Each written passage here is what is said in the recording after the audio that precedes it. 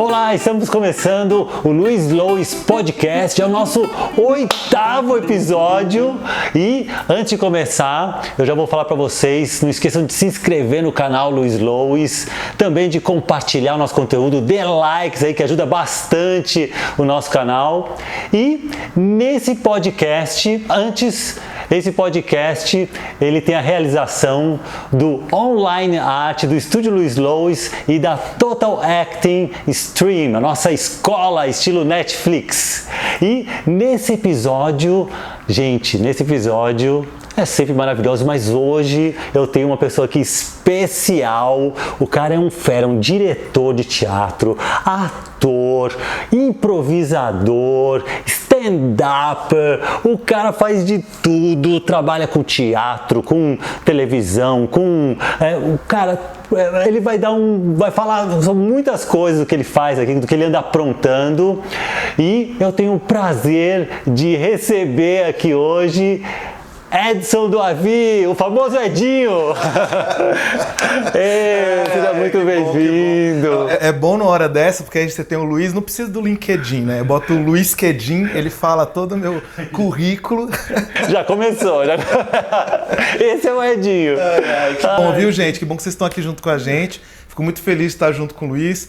É uma pessoa que é legal porque tem uma jornada de mestre, né, aprendiz, de colega de trabalho, de amizade, e a gente está junto nessa jornada, junto com vocês aí também. Olha, é de uma generosidade, ele é um mestre, e eu quero falar muito, cara, sobre a tua carreira, cara, que é uma carreira tão... Você é uma das pessoas mais criativas que eu conheço, Edinho, você tem tanto na sua linha de frente, né, quando você está no palco, nas suas criações como ator, mas também quando você está lá criando seus projetos, nas suas aulas. E me fala como que foi a tua formação para chegar a tudo isso? Bom, não tem como ignorar a questão da formação, não tem como ignorar também a questão de família. Eu acho que ter vindo de uma família que tem origem nordestina, que tem origem preta, isso acaba trazendo, primeiro que, tanto para a pessoa nordestina, preta, né, de origem mais humilde, a gente acaba tendo que ser criativo por uma questão de sobrevivência. Então já era muito instigado pela família, esse tipo de coisa. E nas minhas brincadeiras, relação com parentes, sempre tinha aqueles negócios de roda de familiares contando histórias e tal. Aí, eu na escola pública, eu sempre tinha aula só de artes plásticas, desenho e tal. Em um ano falaram, vai ter aula de artes cênicas. O que é artes cênicas? Para ser ator. Eu sempre gostei muito de cinema. A televisão foi minha babada. Eu sou da década de 70, 80, vou fazer 44 anos agora, de 8 de março. E quero parabéns aí de vocês. E fiz a minha primeira aula. E nessa primeira aula foi engraçado quando a professora chegou no primeiro momento e falou assim, gente, todo mundo no chão, posição de sementinha, exercício básico de teatro. E eu comecei a rir porque eu fiquei imaginando do que eu podia ser semente, né? Eu vou ser um jamelão, um feijão, sei lá, alguma coisa assim. Mas eu gostei muito. E no final desse ano de aula, a professora me escolheu era tipo um alto de Natal, me botou para fazer um anjo. Quantos anos você tinha? 11 anos de idade. 11, 12 anos de idade. E ela botou para eu fazer um anjo. Tinha poucas falas, mas já foi legal que eu não fui a pedra nem a árvore, eu já era um anjo. E quando eu me olhei de figurino no espelho, aquilo foi muito significativo para mim. Porque eu me achei muito bonito. E quando eu falo isso, não é questão do ego, mas questão de... Caraca, eu nunca tinha visto um anjo negro, né, acabei citando a peça do Nelson Rodrigues, mas nunca tinha visto um anjo, essa figura. E santificado celestial, eu falei, cara, o palco é o lugar onde eu posso ser quem eu quero, quando eu quero e como eu quero. Por mais que a sociedade... Que isso, a magia do teatro. A magia do teatro. E nunca mais parei. Já tive algumas tentativas para sair, mas aí no final das contas, com isso, 11 anos, eu comecei a fazer, só que aí eu fazia na escola. Até que a hora que eu mudei de escola, meu pai é militar, hoje em dia está na reserva, e meu pai conseguiu para estudar na escola militar. Aí... Você fica imaginando você na escola militar. Não, aí pior, assim, filho de militar, estudei escola militar e servi exército. Você viu que enobreceu o homem totalmente, né? Pelo menos você fazer flexão, não só usa só a cabeça não, como certas pessoas. Mas... então, quando eu entrei no colégio militar, era um colégio que ele era muito difícil, né? Um ensino muito bom.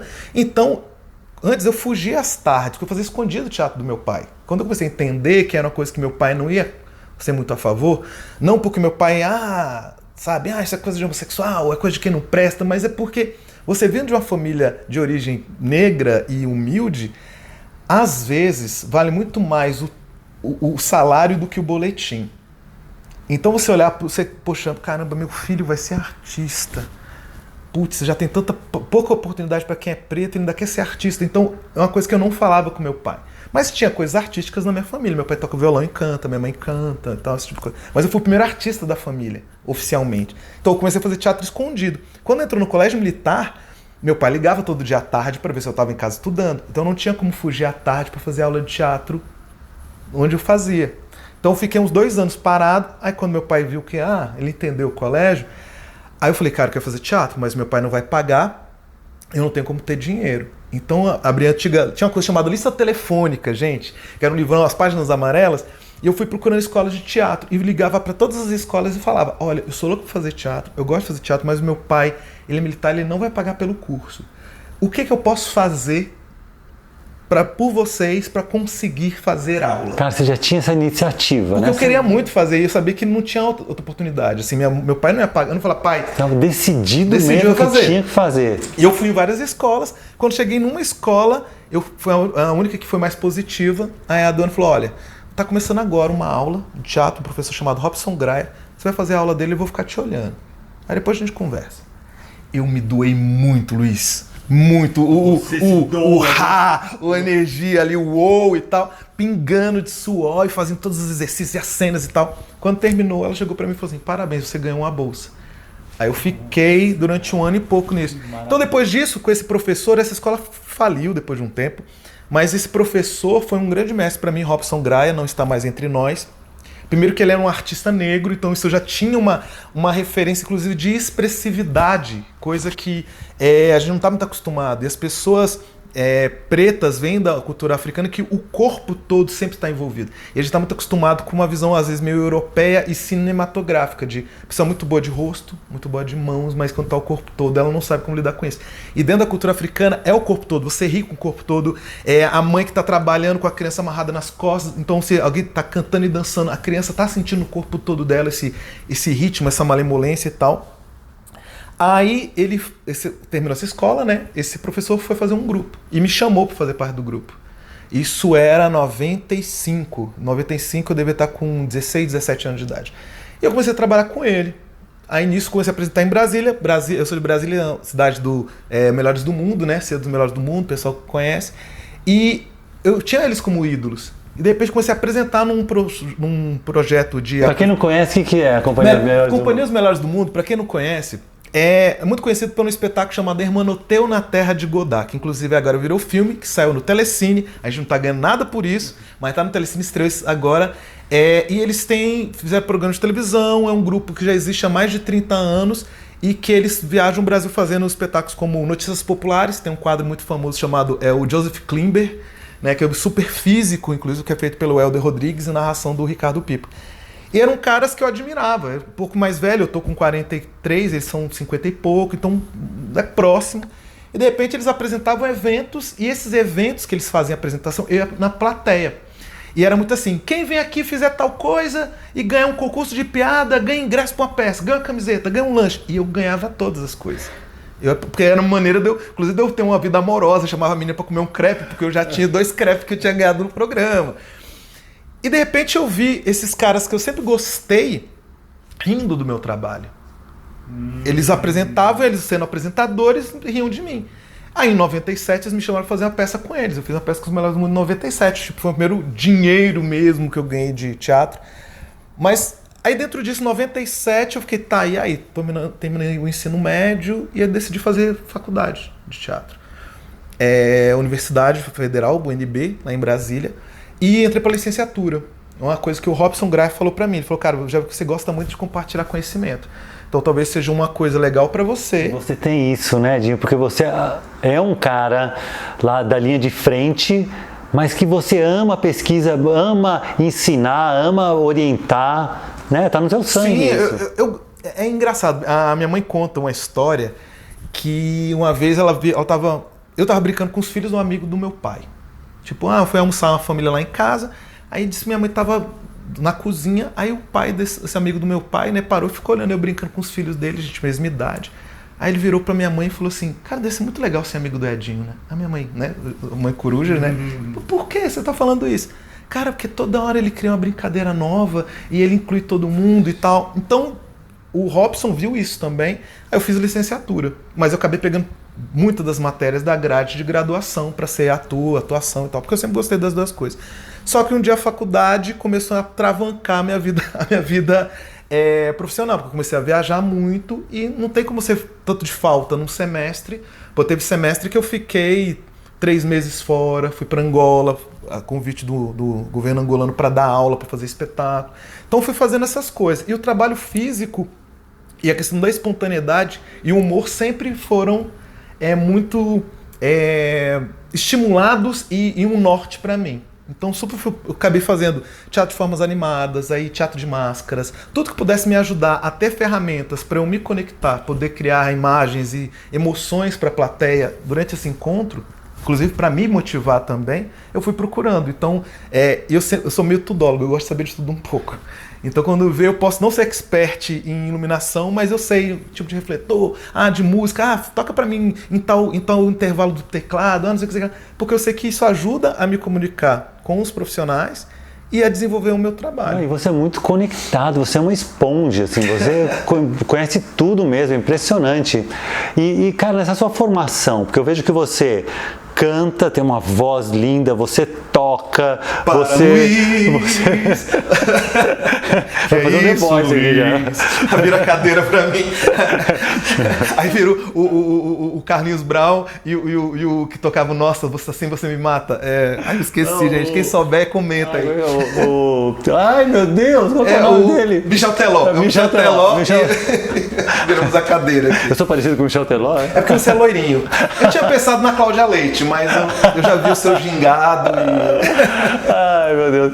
Mas, cara, você canta, você toca instrumento, você tem uma formação tanto no teatro textual, quanto no teatro corporal, físico, fez mímica pra caramba, tem um super mímico também.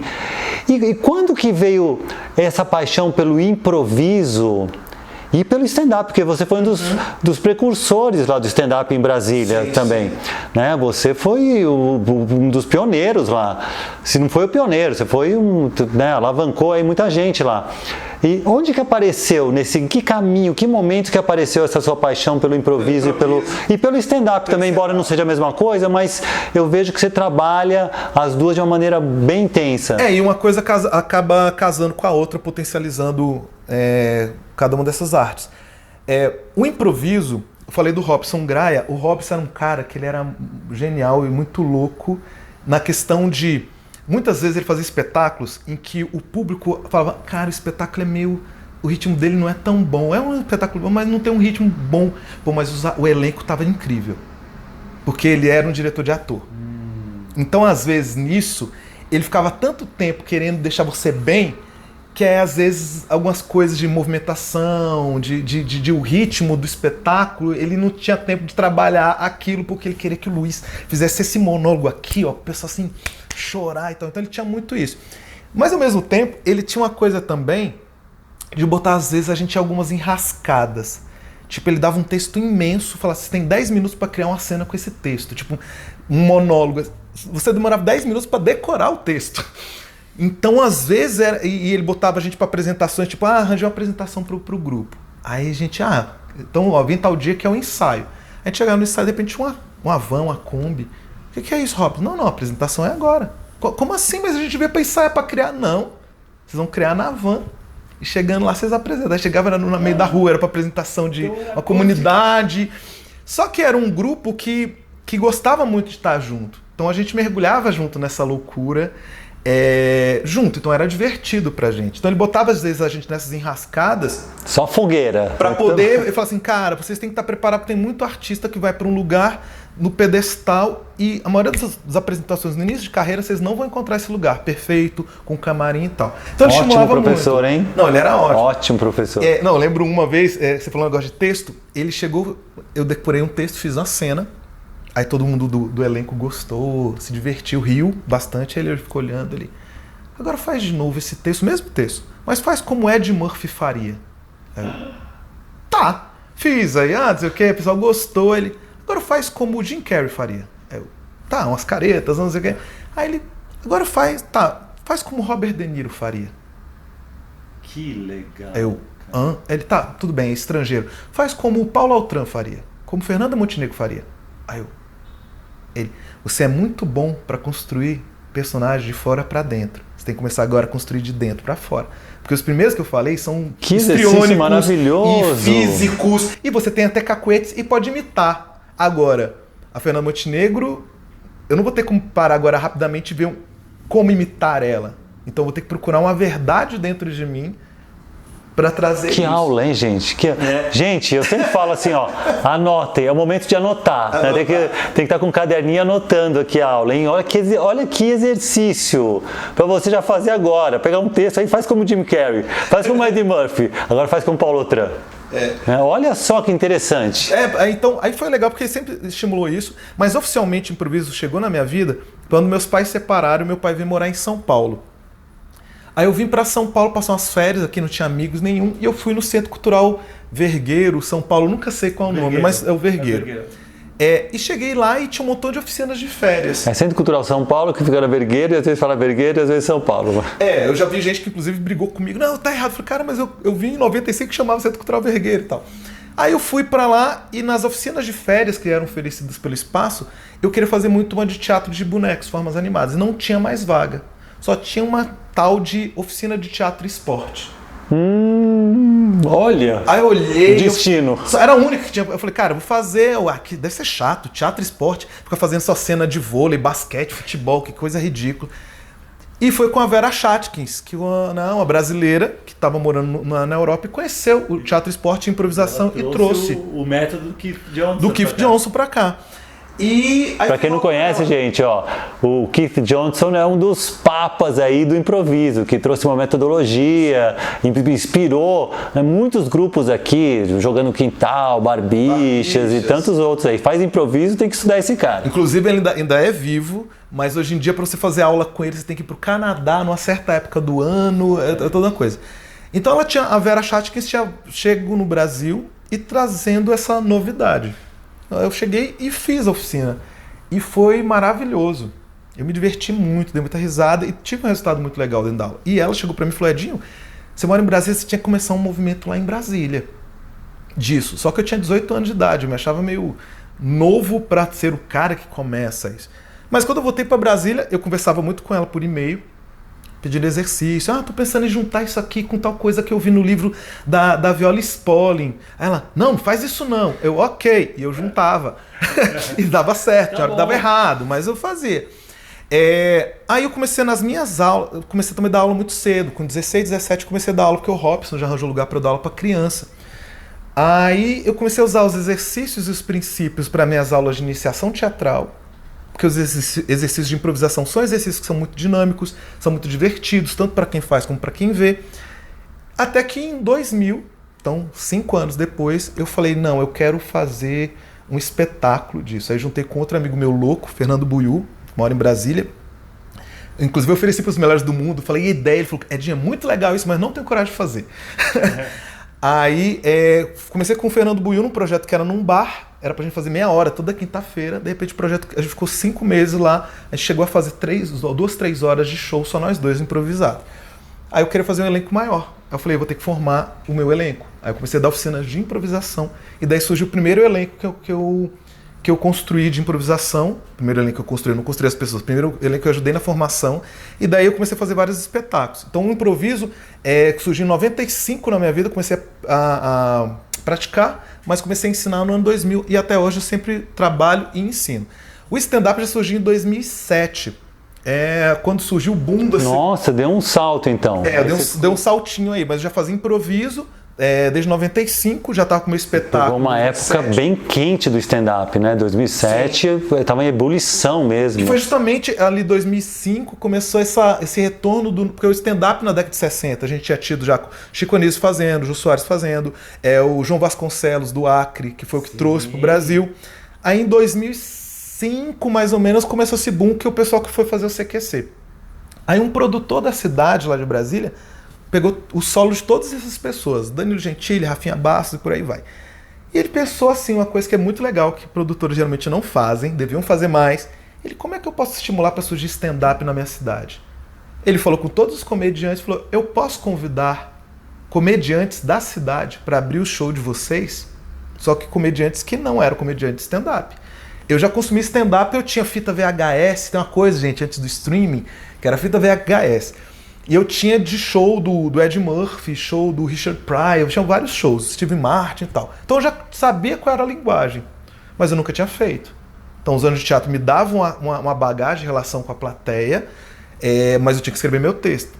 Então a primeira vez que eu fiz stand-up na vida foi num teatro para 500 pessoas que estavam lá para ver o Danilo Gentili, não para me ver. Nossa, e eu entrei fazer. Você fez um open mic já no teatro para 500 pessoas. Tipo assim, você tá aprendendo a tocar violão? Aí, Luiz, você toca violão? Vem aqui abrir o show do Caetano Veloso.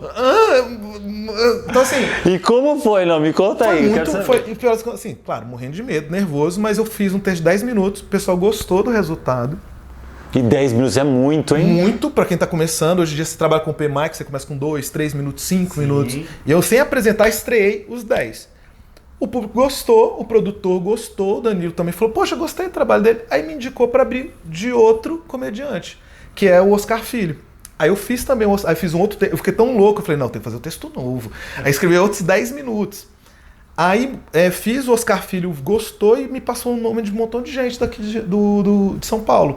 Bruno Mota, Fábio Rabin, um montão de gente falou, cara, vai para São Paulo. Toda essa turma, né, que tava nesse movimento, sim. Aí eu combinei nesse ano, aí eu falei, cara, tem que fazer mais. Aí eu, na coragem, eu e o Fernando Buiu, que é esse amigo do improviso, que também fez lá do stand-up, a gente foi, vamos pegar um bar para fazer o show. Eu só tinha esses 20 minutos, ele só tinha os 10 minutos do que ele abriu lá, vamos abrir um bar para fazer stand-up. Conseguimos fazer, aí era um chamado Get Up Stand-Up, o nome do nosso show. Que legal. Então, porque também no stand-up tem esse lugar também, né, de você estar de pé, porque é uma questão de ideologia, de o que você acredita. Grupos lá, né, conhecidos que você fez aí. Que eu participei em algum momento, tipo, lá em do mundo, Brasília. Fiz uma peça com eles, mas não era Teve do o grupo Get e Up tal. and Stand Up, teve outros também. Eu não sei, é porque assim, o de improviso chamava Anônimos da Silva, que a gente tinha um espetáculo chamado Qual o Seu Pedido? Que eram garçons realizando o pedido do público e o pessoal, o melhor time de garçons ganhava os 10%. Então a gente fazia num bar, como eu falei que começou num bar, era só nós dois disputando, fazendo cenas de improviso. Aí chegou, a gente começou esse show e eu marquei minha primeira vinda para São Paulo. Aí quando eu marquei um open mic, né, que é o microfone aberto, quem tá começando, fazer alguns minutinhos, inclusive eu vou falar uma coisa que eu acho que eu nunca falei em nenhum lugar, e se ele ver, que é meu amigo, Bruno Mota, talvez ele nem saiba disso, aí eu tinha conseguido com um comediante, Bruno Mota, fazer um open mic num show que ele tinha, que eu acho que era um improviso, alguma coisa assim. Quando eu cheguei, ele não me conhecia, fui na cara de pau e tal, ele, não, vem cá e tal. Aí era um 7 de setembro, era feriado, vim para São Paulo. Quando cheguei aqui, aí liguei, né? Bruno, sou Edson de Brasília, quero que você quer que eu esteja no teatro para poder fazer o open mic. Ele, putz, cara, não vai dar mais. A gente tá com um convidado importante, então a gente colocou e com isso não tem tempo. Aí eu, ok, aí eu fiquei mal. Convidado importante, você não é importante, ó, não vai dar... Normal. É aquele negócio, todo mundo na história de alguém, todo mundo é vilão na história de alguém. Então nesse momento o Bruno tinha sido meu vilão. Né? Mas tudo bem. Só que eu tinha conhecido algumas pessoas, um comediante chamado Cris Paiva. Ela falou, já que você não vai fazer show hoje, eu tenho um show. Você não quer ir lá como plateia, pelo menos você não perder a noite? Tá. Aí no show tava ela, Nani Pipo, um montão de comediantes de Diogo Portugal. E eu fui sair com o elenco depois. Aí eu contando as histórias da minha vida, o pessoal dando as risadas. Você faz stand-up? Cara, eu tava começando. Eu vi que fazer com o Bruno Mota, não teve como. Que movimento aí você tava. Eu saí de lá com legal. 5 shows marcados pelo Brasil. Curitiba, Belo Horizonte, não sei o quê. Aí quer dizer, o Bruno me ajudou ao fechar uma porta, né, o universo abre uma janela. E a gente trabalha junto, já fez espetáculo junto, já fiquei algumas vezes na casa dele e sou roteirista também do programa dele do YouTube. Então, o improviso stand-up foi entrando desse jeito. Aí, na época, comecei a fazer, nesse momento, 2007, até 2012, eu fiz muito stand-up. Foi uma coisa que me ajudou num outro lado, que foi mostrar que eu posso estar sozinho no palco. Eu era muito acostumado a estar sempre com um grupo. Eu gosto de trabalhar em grupo. Agora, teve momentos em que os trabalhos em grupo começaram a dar problemas, ou então empresas que sempre contratavam a gente pararam de contratar, e eu me vi sozinho. Eu falei, eu não tenho nenhum trabalho só meu. E foi quando eu comecei a construir coisas. Então, eu construí meu solo em 2010 de stand-up, fui fazendo outros solos. Então, tudo que pode me ajudar a fazer o trabalho em grupo, e se não tiver em grupo, eu consegui fazer o meu. Eita, bati no microfone, consegui fazer o meu. Desculpa, viu, gente, pelo ARMS que eu fiz aí mexendo no microfone. Consegui fazer o meu, então me ajudou muito. Então, stand-up, a história de estar sozinho no palco, me trouxe um vislumbre que eu também não quero ficar só nele, faço outras coisas que não tem nada a ver com stand-up. E o improviso me trouxe também essa possibilidade de eu posso construir trabalhos com poucos recursos, mas não quer dizer que eles não tenham pouca qualidade.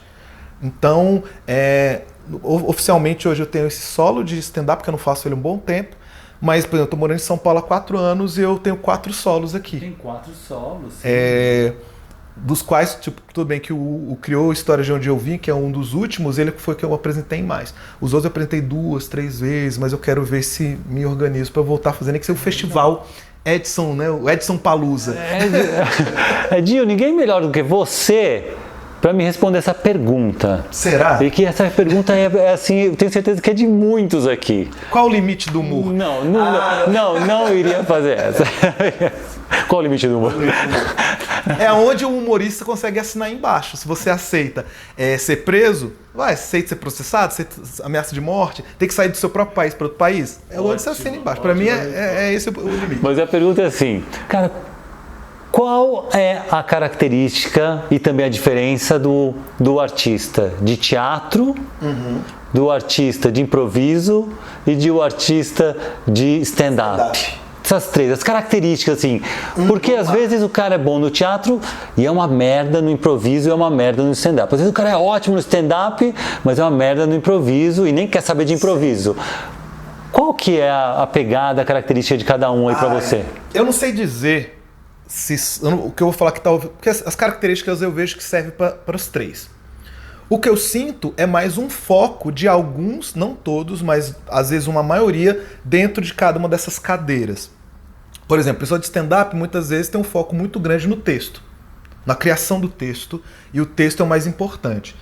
E às vezes ele perde por exemplo, não sabe se posicionar na luz, não sabe ter uma relação com a plateia, não sabe lidar com adversidades do espaço. Faltou a luz, o som tá baixo, como é que eu faço para trazer a plateia para mim? E que são coisas que muitas vezes você aprende já no teatro. Primeiras aulas de teatro você aprende a se relacionar com a plateia, posicionar na luz. Agora, por exemplo, no lado do artista de teatro, muitas vezes são preguiçosos relacionados à escrita. Eu vejo muito artista cênico reclamar porque esse texto é mó ruim, esse texto não fala do que eu quero falar. Então escreve.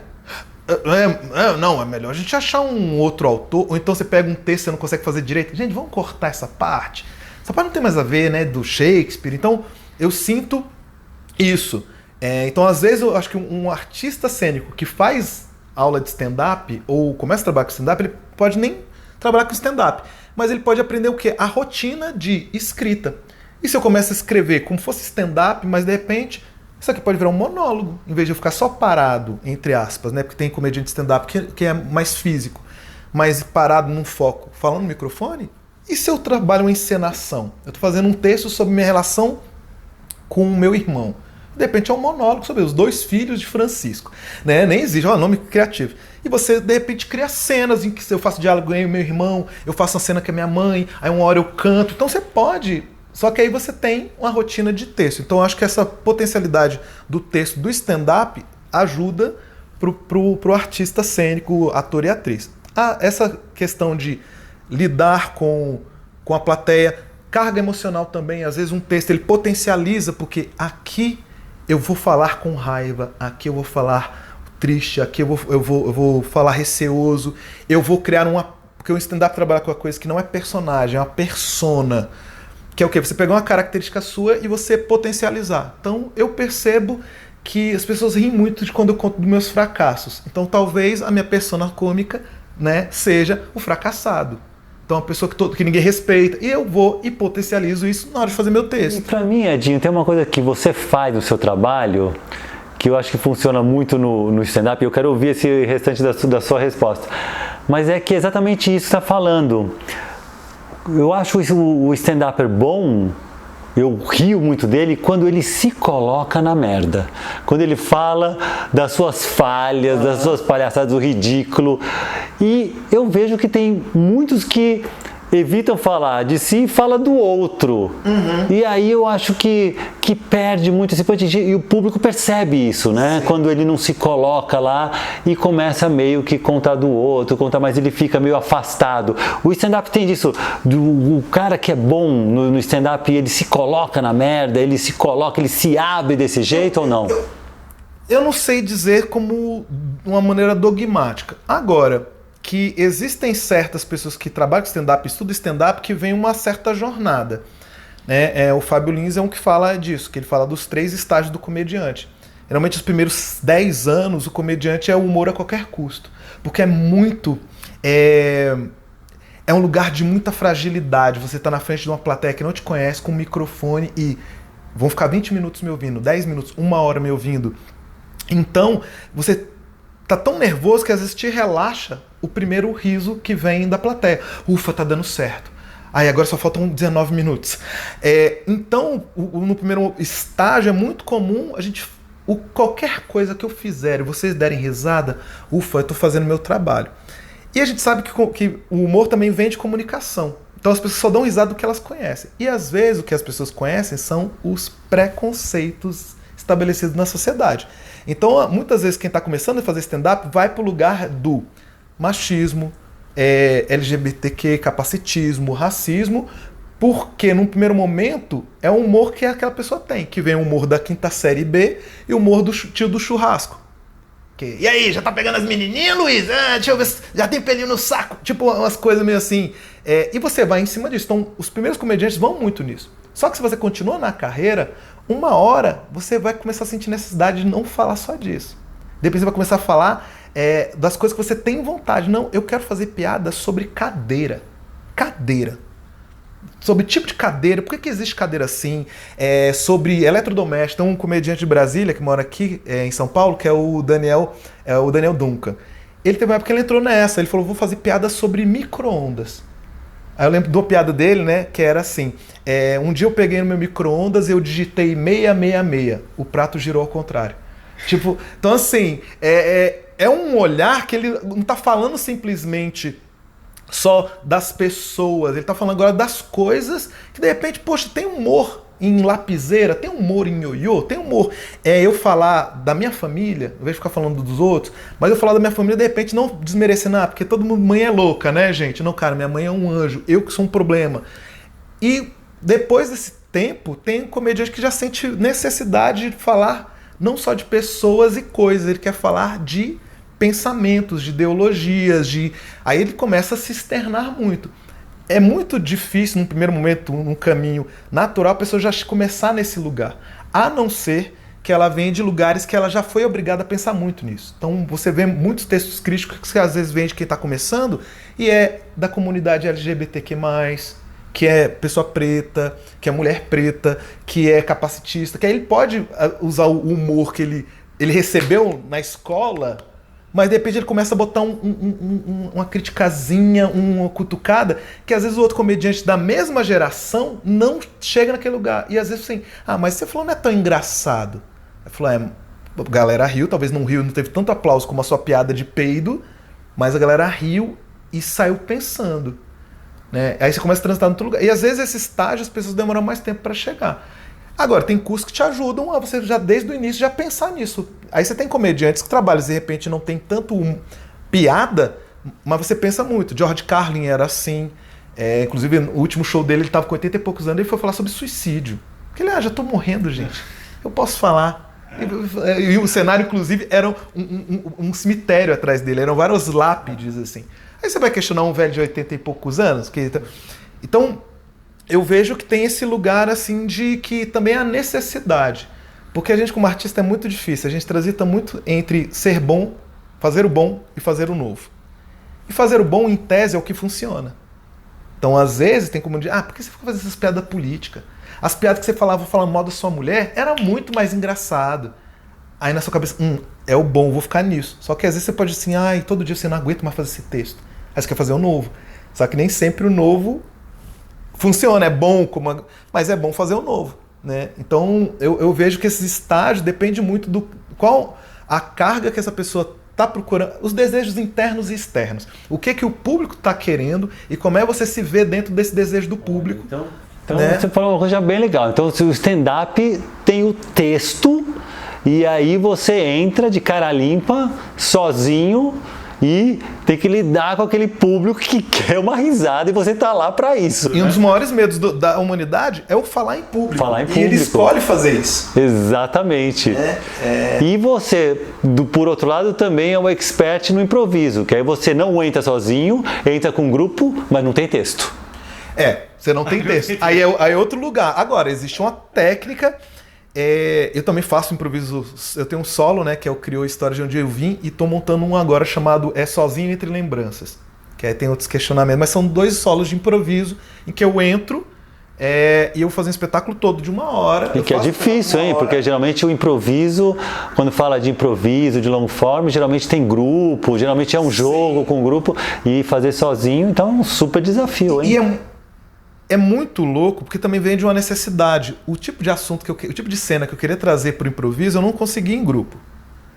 A não ser que eu estivesse num grupo que fosse de pessoas pretas, porque eram histórias. Eu queria falar sobre apagamento de memória, tipo... o nome do espetáculo é Criou Histórias de Onde Eu Vim. Porque eu não sei de onde eu vim. Eu fui ver durante a pandemia esse negócio, tô sozinho em São Paulo, saudade da família.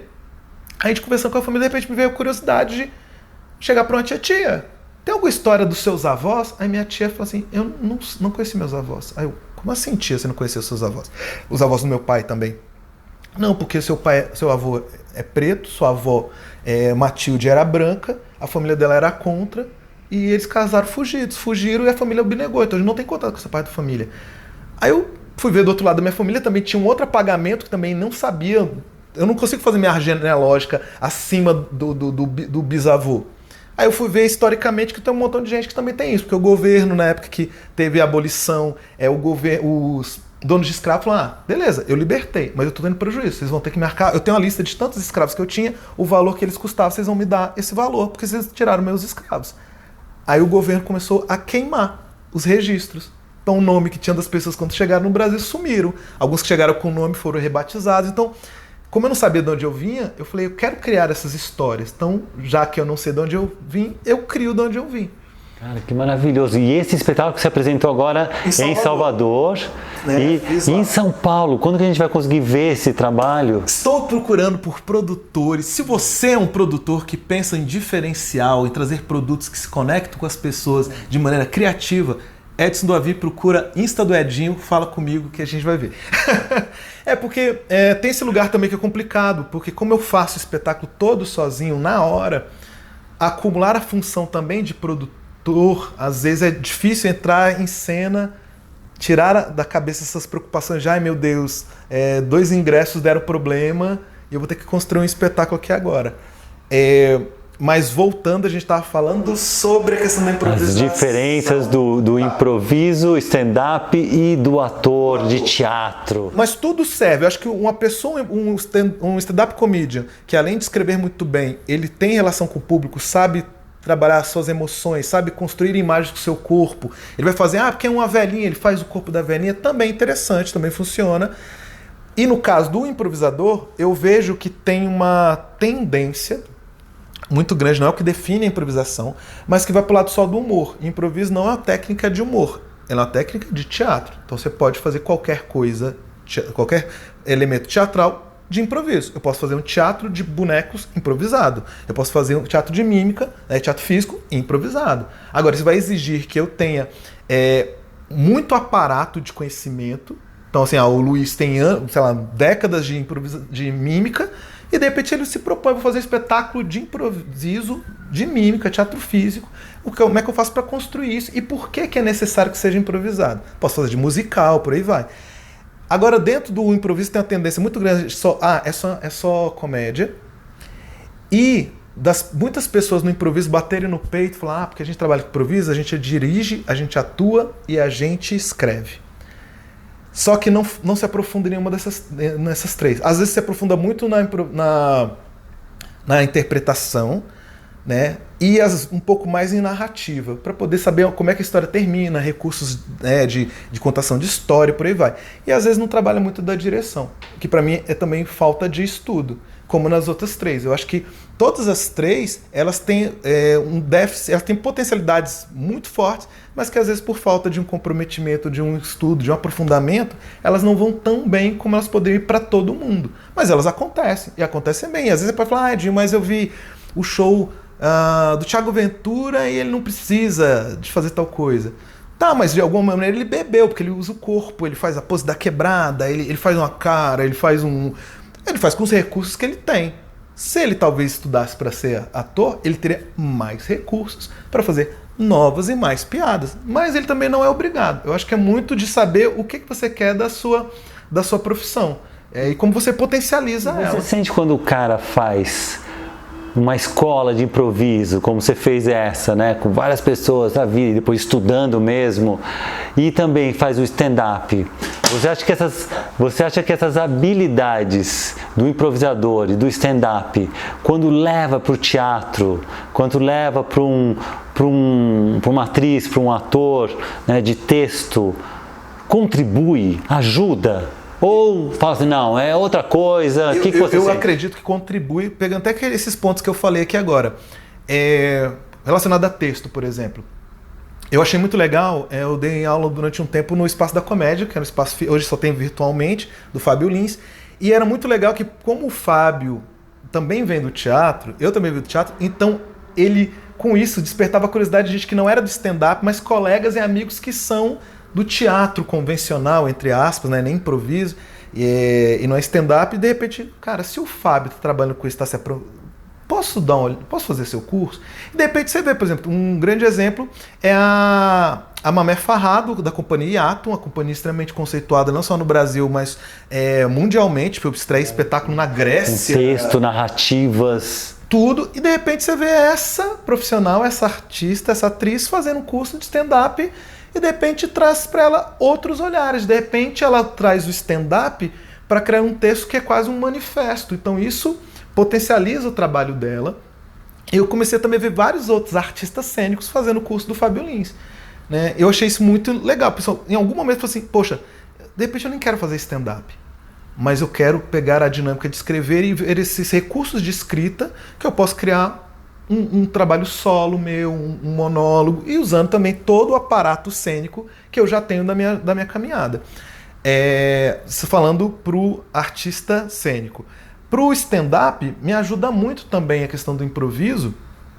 Peraí, que a gente falou de stand-up para... Do stand-up, do improviso para o teatro convencional. Do improviso. Me ajudou muito a questão de me adaptar, ser um pouco mais fácil para mim adaptar estruturas de espetáculo, que o espetáculo ele não é concreto, ele não está fechado. Ele pode se modificar, então de repente eu construí um espetáculo com todo um aparato, um cenário de 1 tonelada de metal. Aí um dia foi fazer num certo teatro, que é importantíssimo a gente participar, e no teatro não cabe o cenário montado. E já pagaram nossas passagens, fizeram não sei o quê, como é que a gente faz? E vem uma solução, um olhar de improviso, de como é que eu trabalho com o que eu tenho? E de repente a gente fazer uma outra versão e falar, gente, não precisa desse cenário de 1 tonelada. A gente pode fazer uma versão menor, ou pode fazer 6 cenários, pode fazer só com luz, você pode criar essas possibilidades. Eu acho também a abertura de experimentação. Às vezes tem muitos artistas cênicos que caem no lugar não, Luiz, você já me conhece, sabe que eu não preciso fazer isso aqui. Né? E eu acho que o improviso ele traz esse frescor de você... É quase quando a gente está começando a fazer teatro. E eu acho que às vezes falta isso em alguns artistas cênicos, que a gente vira burocrata. E também medo de se arriscar, porque eu tenho um nome a zelar. E o improviso, ele te traz um lugar de... É muito interessante, porque para mim improviso é uma grande brincadeira de pique-pega. De pega-pega entre a imaginação e o mistério. O tempo todo eu imagino uma coisa, mas eu não sei para onde vai, como é que ela termina. Eu consegui encontrar, vou ter que imaginar outra coisa, meu Deus, para onde vai. Então é sempre esse movimento. E isso me ajuda, inclusive, a trazer outras coisas. Eu, como improvisador, eu sou uma pessoa muito ansiosa. E o improviso, para que ele tenha um desenvolvimento melhor na minha carreira, eu comecei a ter que procurar trabalhar em cima de uma tríade, que é relaxar, concentrar e focar. E ficar o tempo todo oscilando entre essas figuras, que o Luiz trabalha muito bem nas figuras, né? Do sábio, da geisha e do guerreiro, que é um pouco dessas energias, né? Tipo, se eu fico fazendo um espetáculo só relaxado, abandonado o corpo, eu não tenho tônus, eu não tenho disponibilidade emocional, eu não estou percebendo o que está acontecendo ao meu redor, estou perdendo um montão de oportunidade das coisas. Se eu fico só no concentrado, hiperfocado, eu estou tenso, e às vezes uma coisa maravilhosa está acontecendo aqui do meu lado e eu não percebi. E eu podia ter continuado o trabalho a partir disso. E se eu fico só pensando, o que eu faço com isso? O que eu faço com isso? Para onde vai? Como é que vai terminar? Como é que vai terminar? Eu estou tenso e não estou percebendo também as outras coisas. Então, como improvisador, eu procuro o tempo todo esse movimento, e isso me ajuda para espetáculos também. Tanto um período de ensaio como um período de apresentação. Você sabe, Edinho, você está falando isso? Na minha formação, quando eu fui lá pro Desmond Jones fazer escola de teatro físico, mímica, no currículo a gente começa pelo silêncio e tem uma parte muito longa do trabalho de improviso. Porque aí tem essa escuta, né? No improviso a gente tem a escuta do seu silêncio, das suas ideias, da sua criatividade, a escuta do outro com quem você está jogando e a escuta com a plateia, né? Então é uma escuta assim, turbo que a gente entra. E aí depois vem as técnicas que a gente trabalha, logicamente, de corpo, de mímica, de espaço e tal. E aí teve um momento de desconstrução também. E aí a gente estuda o stand-up. O Desmond Jones, ele passou o stand-up. E no stand-up tem essa coisa da persona muito forte que você falou e de você lidar com esses elementos de uma forma, né, sem atuar. E engraçado que no caminho pareceu tudo muito ligado, muito conectado. A atuação representada com o texto, né, a representação, o improviso em que vem o jogo e o momento em que você entra de cara limpa com o seu texto para falar coisas, né, como num tom de bate-papo, né, trazendo humor, trazendo a comicidade. Mas eu sentia que no stand-up o improviso e essa escuta do improvisador era muito importante para ele. E também essa maneira como lida com o texto, que faz caber na boca e parece que não está atuando, para o ator de teatro também era muito bom. Então eu sinto que tem uma tríade aí que ela se complementa muito. Você sente isso no seu trabalho? E vejo muito isso. Eu vejo que muitas vezes, quando eu estou fazendo um espetáculo de improviso, estou dando aula, eu vejo, ao mesmo tempo, quando eu faço show de stand-up, eu sinto que o meu stand-up melhora, porque eu estou fazendo essas outras coisas. Isso. E me trazem outros olhares, porque assim, quando a pessoa que é só stand-up num primeiro momento, ela vai chegar nesse conhecimento que a gente está falando, mas ela vai demorar mais. Então, às vezes, quando você faz uma aula de teatro, você já corta o caminho para não ter que descobrir certas coisas apresentando no bar, assim, de posicionamento de luz, de como é que lida com o público, de que o texto ele é vivo. Ah, não, a piada sempre dá certo quando depois que eu termino de falar tal frase, 5 segundos depois eu tenho que falar "Ai, mamãe!" Aí todo mundo vai rir. Aí depois você faz no lugar e não funciona. Aí o cara acha o quê? Que a plateia é ruim. Ah, essa plateia é ruim. Ah, o microfone é ruim. Só que às vezes ele percebe que para aquela plateia, às vezes não é 5 segundos, é 10 segundos. Ou é 3 segundos. Ver que o texto ele é maleável. E perceber que no final das contas, mesmo que o stand-up esteja sozinho, ele não é um monólogo, ele é um diálogo. É um diálogo com a plateia. Aí pegando isso que o Luiz acabou de falar da escuta e do silêncio, olhar para mim, olhar para o outro, ser o parceiro de cena ou a plateia, e ver o que a gente consegue construir junto hoje. Amanhã vai ser outra coisa. Então eu vejo que às vezes falta isso. Eu já vi show de stand-up que eu fui. Eu gosto muito de chegar mais cedo nos lugares que eu vou fazer show, para poder entender. É uma coisa que vem da cultura africana. Você tem teatro africano, que é o Koteba, que eles têm uma coisa chamada do começo do começo. Que é você, ou você chegar muito cedo no lugar, ou você cria no seu espetáculo um momento que você já está em cena, mas que ainda não é o espetáculo. Mas com ele você já consegue ver como é que é a plateia. Tem muita criança, tem muita mulher, tem muito homem, tem muito idoso. E aí, quando for começar o espetáculo, você já sabe qual é o tom que funciona personalizado para aquela plateia. Então eu gosto de chegar mais cedo. Aí quando cheguei, o show era num bar muito grande, pé direito muito alto. Então isso, eco. O equipamento de som era um equipamento de som num palquinho pequenininho, onde um tecladista de forró, depois do show de stand-up, ia começar o forró. Meu Deus. O show lotado, e eu era o último da noite. E todos os comediantes foram antes se deram mal. E comediantes muito bons. Cenário completo. Se deram mal. Ótimo E cenário. eu assim, cara, aqui eu vou ter que fechar isso. E a galera já ficando dispersa, porque não tô ouvindo o show direito, isso aqui. Aí eu comecei a andar pelo lugar e ouvindo assim. É porque tá dando eco. Pô, porque tá dando eco. Então, se eu falo muito alto, uma palavra vai embolar na outra. Então eu não posso falar tão rápido. Eu tenho que falar mais lento. Olha a percepção. Pra poder dar tempo do eco sumir. Essa escuta. Interessante. Aí só esse detalhe, todas as minhas piadas entraram. Foi o melhor show da minha vida? Não. Mas o pessoal riu de todas as piadas. Aplaudiram algumas, não no nível que eu estava acostumado, mas funcionou, porque eu me adaptei. E todos os outros falaram, não. Sempre faço assim, tem que ser assim. Se não funcionou, essa plateia é ruim. E não é que a plateia é ruim, a condição era desfavorável, só que você não olha para você, não olha para o outro e vê o que você consegue fazer naquele momento, você vai se frustrar. Porque você está idealizando, você está vivendo numa idealização. E o teatro, a arte não é assim. A gente não tem certeza dos resultados.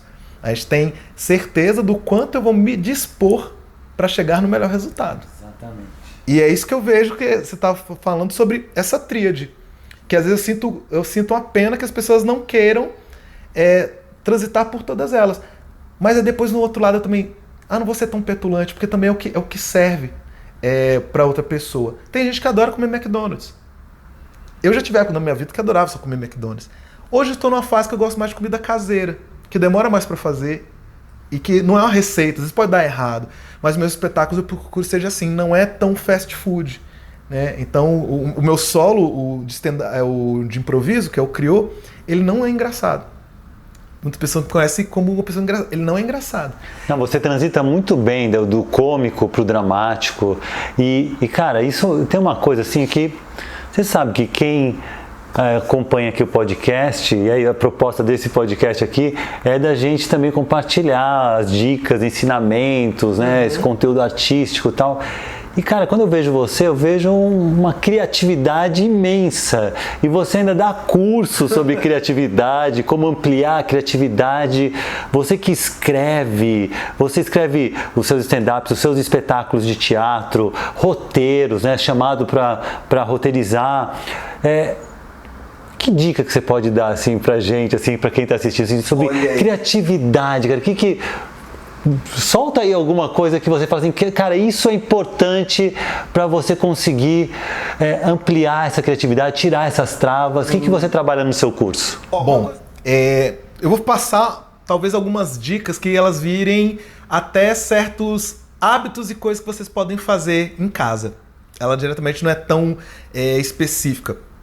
Primeira coisa que eu percebi na minha vida, vou falar de uma experiência. Eu dei aula para criança também em escola, durante 10 anos em escola, e eu tinha um exercício que eu brincava com as crianças para estimular elas a procurar um raciocínio diferente. Aí dentro disso a gente faz um exercício, um jogo chamado abecedário. Você bota as pessoas para fazerem uma cena improvisada em que cada frase tem que começar com a letra do alfabeto. Então, Arthur, que bom te ver aqui. Beto, engordou. Cara, casei. Deus do céu, você casou mesmo? Com a Laura. Fala sério. Então cada frase está começando com uma letra. Brinquei muito com a minha filha disso. Né? Ela adora. Mentira, as crianças adoram. Só que antes de entrar direto nisso, eu criava um treino em que eu botava as crianças em duplas. Uma era o falador, outra era o fazedor. Eu tinha vários dados com letras, sorteava a letra F. Valendo. Aí o falador tinha que falar o máximo de palavras que ele conseguisse começando com a letra F. E o contador ficava aqui, ó. Aí quando terminava o tempo, quantos ele fez? 12, 5, 7, então era isso. Só que no primeiro momento, os meninos ficavam muito na competição de quem conseguia falar mais. Aí um dia, saiu a letra Q. Geralmente eu dava 30 segundos de exercício. Que, meu Deus. Aí, terminou os 30 segundos. Começou com queijo. Queijo, querida, quero e tal. Aí eu cheguei, terminei o tempo e virei, quanto? Eu esperava que fosse poucas mesmo. 5, 7, aí 24. Em 30 segundos, um menino de 10 anos, 24. Eu não podia deixar meu ego, né, lá embaixo. Falei, poxa, cara, você fez quase o mesmo que o meu recorde. Tipo, eu não faria 24, tudo isso. Aí eu falei, mas só por curiosidade, o que você falou? Aí ele, 401, 402, 403, 404, 405, 406, 407. Então assim, ele foi criativo na primeira resposta. Mas o resto, ele foi burocrático. Ele deixou de ser criativo e ficou no padrão. Porque a criatividade não é quantidade e nem qualidade somente. É diversidade. Então, às vezes, ele falou quase 30, mas todas eram repetição de um número. Agora a outra aluna, de repente, só falou 6, mas ela falou 2 nomes próprios, falou um nome de doença, um nome de um país e um nome de um filme. Essa moça, essa menina, está muito mais preparada para se conectar com outras pessoas e se comunicar do que ele. Então, criativamente, ela tá... Claro, eu tenho que ajudar agora que, de repente, ela consiga chegar a 24, mas de espectros bem diferentes. Então, uma dica que eu dou para vocês é a criatividade ou qualquer coisa que você trabalhe na vida, você precisa se alimentar. A criatividade, ela é uma palavra muito forte, porque parece de criar, né? Parece que vem do nada. Não vem do nada. Sempre tem até o Murilo Gun, que é um amigo que foi comediante, hoje em dia é palestrante, que ele fala que ele pensa em combinatividade. Você combina coisas que já existem e ao combinar, é tipo Pokémon, ela vira uma coisa nova. Então, para você combinar, você tem que ter coisas para combinar. Então, 2 dicas que eu vou falar para vocês são: uma, se alimentar de experiências. Então, faz uma lista. Eu tenho uma lista de 100 coisas para fazer antes de morrer. E essa minha lista nunca diminui. E pode ser qualquer coisa, gente. Quero aprender a fazer crochê, quero viajar sozinho uma vez, eu quero fazer aula de origami, andar de perna de pau, eu quero viajar, nadar no Rio Amazonas. Faz essa lista. E tenta fazer 2 por ano no mínimo. Você vai ter que viver 50 anos para fazer tudo. Então já é muita experiência, e cada experiência traz novos elementos para você poder combinar. E da criatividade vai vindo daí. E o outro é dever de casa. Consuma coisas não somente pelo gosto ou não gosto. Pega também pelo curiosidade. Hoje com a internet, você pode... É muito mais fácil. Tipo, como é que é um hip hop do Sri Lanka? Coloca lá, vê um clipe. Como é que é um filme de terror alemão? Eu já ouvi tanta gente falando do Harry Potter. Que coisa chata. Vou ler um livro do Harry Potter. Não gosto de funk, não. Vou ver 2 músicas, uma da Anitta, outra de não sei o quê. Porque tudo isso primeiro vai te trazer um outro conhecimento, depende de você gostar ou não gostar. Vai te ajudar a se comunicar com outras pessoas. E vai te fazer o seu cérebro combinar universos diferentes. Amplia as conexões. Para poder conexão. Pra você ter ideia, uma época eu tive uma grande rede de cinema me patrocinando. Não vou falar o nome da rede porque não está me patrocinando mais. Mas se quiser, né, lembrar de mim. Eles não me davam dinheiro, mas durante um ano com o meu grupo de improvisação, eu podia ir com o meu elenco todo domingo e a gente podia ver todos os filmes que a gente conseguisse ver no domingo. Então imagina como é que ficava o meu cérebro depois, no mesmo dia, ver Shrek, Jogos Mortais, um filme da Marvel, uma comédia romântica, um filme de terror. Meu cérebro começa a combinar esses universos. E daí vão surgindo novas coisas. Olha, você falou uma coisa muito legal, porque você se alimentar, você consumir essas informações que vão gerar uma conexão aí, né, bem poderosa para você poder juntar as pecinhas e criar coisas novas. Sim. Cara, fantástico. Aí eu fiz tudo isso. Aí me veio um monte de coisa na cabeça, falando, gente, eu vou falar isso. Não posso falar isso.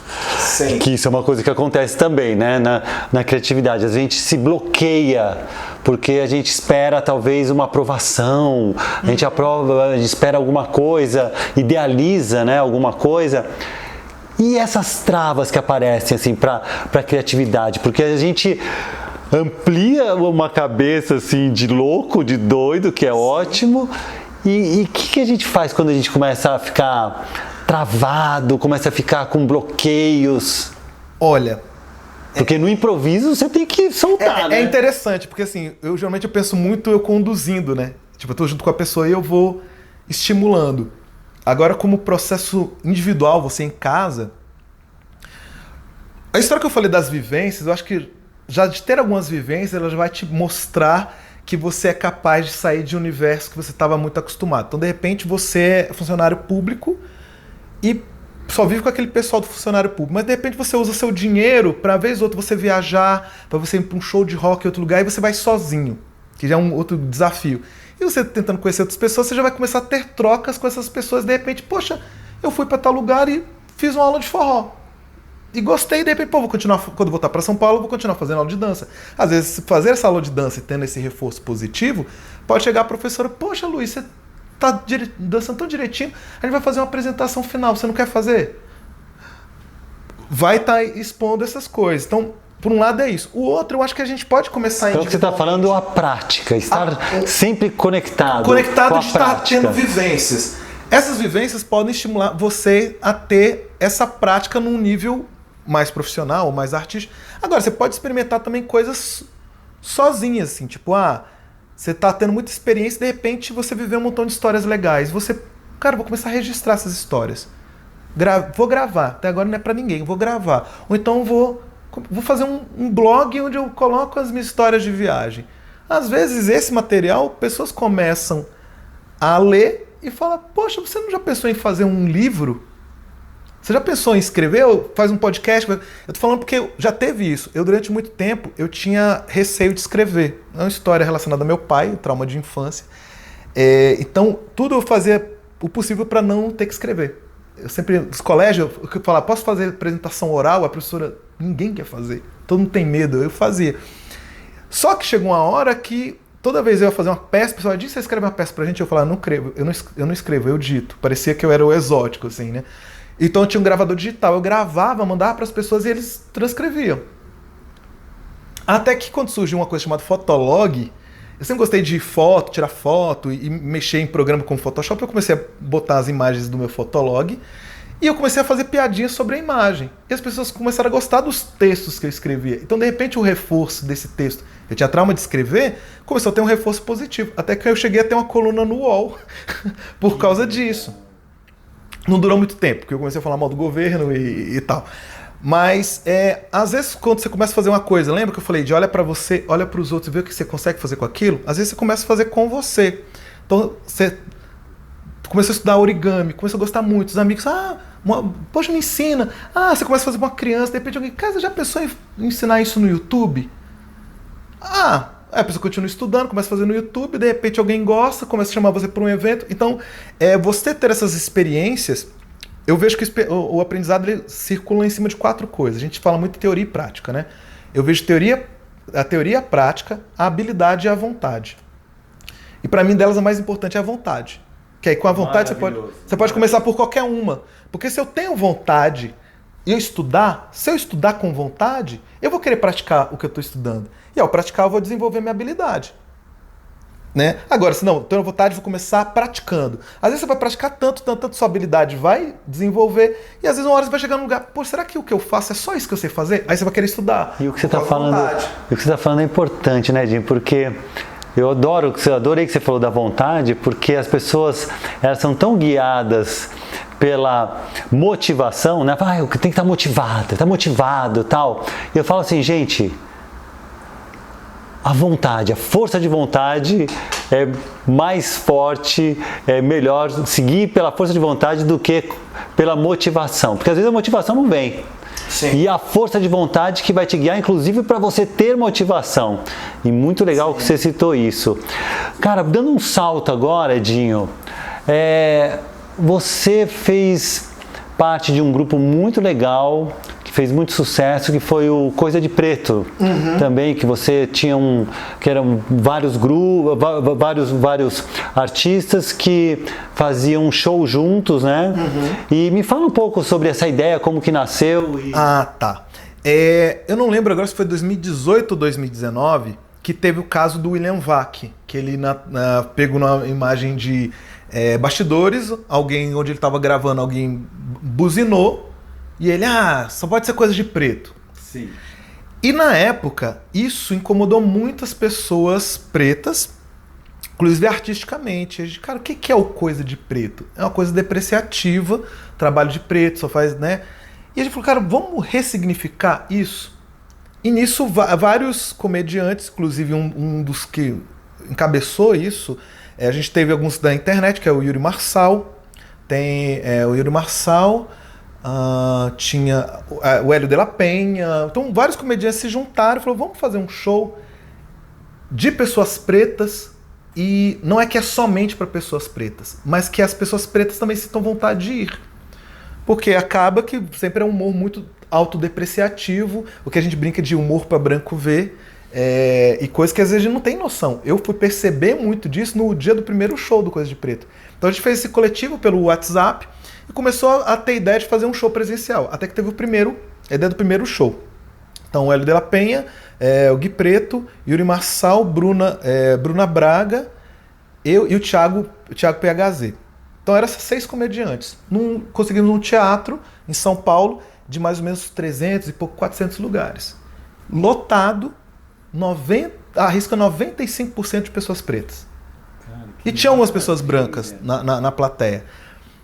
Aí, claro, porque também dentro do grupo e dentro do movimento negro também tem visões diferentes. Então tem pessoas que é mais Martin Luther King, tem pessoa que é mais Malcolm X. Não, é só pra gente. Não, tem que incluir também. Então, aconteceu. E pra mim foi muito interessante, porque eu era um dos primeiros, né, a fazer 15 minutos de show. Aí eu, vou fazer tal piada. Aí de repente eu comecei a ver que eu falei, eu olhei a plateia, porque eu gosto de chegar mais cedo, ver as coisas. Peraí, se eu fizer essa piada do jeito que eu faço sempre, pra essa plateia preta, eles vão me vaiar, cara. Caramba, essa minha piada era pra plateia branca. Você começou a perceber isso lá? Antes de entrar. Aí eu tenho que mudar o foco. Mudar o foco disso. Então, em vez de eu chegar e falar desse jeito, eu boto a ironia. Então, tipo, porque é tal coisa, né? Porque a gente que é preto, a gente rouba, né? Não sei o quê. E claro que foram também, na época que a gente fazia o show, tinha acabado de ter acho que foi o Cocielo, o youtuber, que foi falar sobre um jogador de futebol, de não sei o que, porque ele corria rápido, deve ser bom pra fazer um arrastão, alguma coisa assim. Então isso também, quando eu fui um dos primeiros a entrar, aí eu entrei, aí eu pedi pra acender a plateia, plateia linda, não sei o que, tanta gente aqui, a galera preta faz barulho, aí eu vi que tinha uns gatos pingados, branco, aí um senhor branco, olhei pra ele, aí o público já começou a rir, eu fui descido, porque é a mesma coisa que um comediante branco faz quando vê uma pessoa gorda, uma pessoa magra, não sei o que, quer ir lá zoar. Eu desci, cheguei bem pertinho dele, aí falei assim, dá medo, né? Dá medo, né? Tá aqui no meio. Aí a galera falou, pois é assim que a gente se sente. A gente tem medo também. Então fica de boa, tá super bem-vindo, tá? Mas fica ligado, quando fizer assim, é arrastão, né, galera? Não sei o que. Então, de trabalhar um lado mais irônico e de que a gente seja não só o alvo da piada, mas a gente também seja a gente deixar de ser só vidraça e ser mais pedra também. E também falar de coisas que não tem a ver com isso. De repente, eu posso falar sobre o meu relacionamento amoroso, eu posso falar sobre minha mãe. Claro que vai ter peculiaridade. Se eu falo que eu tenho uma namorada preta, isso vai ter várias situações. Se eu digo para a plateia que eu tenho uma namorada branca, isso vai trazer outras situações. E outra reação, inclusive, nessa plateia preta. Porque ela também vai ser Malcolm X, Angela Davis, Luther King, Djonga, o Emicida. Ela vai ter também visões diferentes sobre o mesmo assunto. Então foi muito desse lugar que a gente procurou. A gente fez alguns... Aí nesse elenco do WhatsApp a gente fazia rodízios e a gente fez alguns shows até que um momento a gente deu uma parada. Quando começou a pensar em ser profissional, mais profissionalizante, profissional, aí pandemia, as coisas foram sendo diluídas. Eu lembro, estava crescendo, estava crescendo muito. E agora o grupo ainda se mantém no WhatsApp, mas agora ele tem projetos menores com as pessoas que faziam parte, que eram quase 60 comediantes dentro desse. Mas hoje em dia você tem alguns projetos, mas assim, surgiram vários pequenos grupos, ou algumas carreiras individualmente começaram a se fortalecer. Ou então, por exemplo, tem uma fanzine aqui em São Paulo chamado Minhocazine, que é do Clube do Minhoca, que é um clube do Patrick Maia. E tem um núcleo de comediantes do Coisa de Preto que escreve para lá. Então eu sou um dos que escreve, o chefe da redação é o Hélio de la Penha. Então a gente tem essas outras possibilidades, esses outros produtos que surgiram por causa desse grupo também. Mas que veio com esse olhar, né? E aí? E foi muito legal, no final do espetáculo, muitas pessoas pretas falaram assim, cara, obrigado, é a primeira vez que eu venho no teatro. A gente, por quê? Falou, porque eu tinha medo, porque eu via na internet, eu falei, se eu for lá eles vão me sacanear. Porque é o que acontece. Né? Às vezes até com o próprio comediante, vai entrar, ele agora, o Edinho, que eu acho que roubou minha carteira, hein? Vem cá! Então, é só uma piada. Só que o que é só uma piada para pessoa branca, a gente ouve a vida inteira. E às vezes a gente morre por causa dessa piada. Né? Porque se reforça que nem, poxa, deu um tiro no vizinho porque eu achei que era um ladrão. Então se a gente vai tirar a nossa chave na portaria, a gente pode tomar um tiro. Se eu estou vendendo a bala, eu posso tomar um tiro. Se eu vou pedir um salário atrasado, eu posso tomar um tiro. Então o nosso humor também tem que procurar outros olhares. E às vezes ele é o olhar irônico, sarcástico. Às vezes eu jogo uma coisa, crio um incômodo, a plateia fica meio agoniada e depois eu jogar outra coisa.